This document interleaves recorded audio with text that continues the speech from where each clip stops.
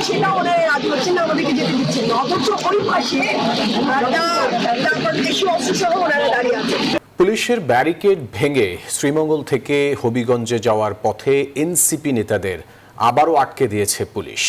এদিকে হবিগঞ্জে ছাত্রদল এবং এনসিপির পাল্টাপাল্টি কর্মসূচি ঘিরে ১৪৪ ধারা অব্যাহত রেখেছে জেলা প্রশাসন, মোতায়েন রয়েছে বিজিবি। শ্রীকান্ত গোপের তথ্যচিত্রে বিস্তারিত ডেস্ক রিপোর্টে।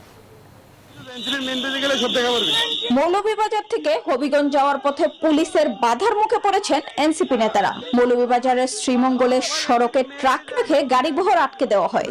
সড়কে অবস্থান নেয় শত শত পুলিশ সদস্য।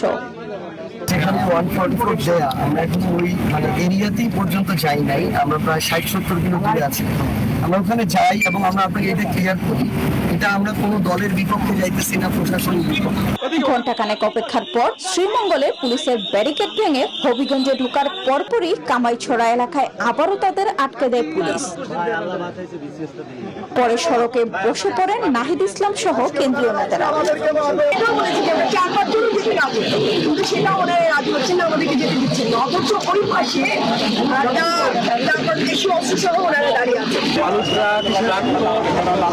রসের গাড়ি থামায় রাখছে এবং আমরা এখানে এসে সর্বশেষ আটকে ব্যারিকেড দিয়েছে এবং আমাদেরকে সেখানে যেতেও দিবে না। ইতিমধ্যে কিন্তু যারা আসামি, যারা চোখ ফেলেছে, চোখে আঘাত করেছে রড দিয়ে, তাদেরকে কিন্তু পালিয়ে যাওয়ার সহায়তা করা হচ্ছে। তারা নিজেরাও মামলা করে নাই, আমাদেরকেও মামলা করতে দেরি করাচ্ছে। হবিগঞ্জে এনসিপির কর্মসূচিতে হামলাকে কেন্দ্র করে বুধবার পৌরসভা এলাকায় একই সময় ও একই স্থানে পাল্টাপাল্টি কর্মসূচি ঘোষণা করে এনসিপি ও বিএনপি। সংঘর্ষ এড়াতে ১৪৪ ধারা জারি করে জেলা প্রশাসন, মোতায়েন করা হয় ৩ platoon BGB. Desk report, news 24।